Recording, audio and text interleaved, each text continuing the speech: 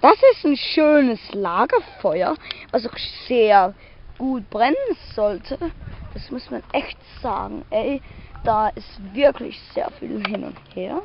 Da sogar Onkel Bens Reisegattchen. Okay, und da ist, ja, und das wird heute sehr gut brennen, hoffe ich mal. Denn da haben wir ganz viel Arbeit reingesteckt. Und ja, ist zwar vielleicht nicht so interessant wie der eine oder andere Let's Play, aber für ein Video, naja, das geht haben.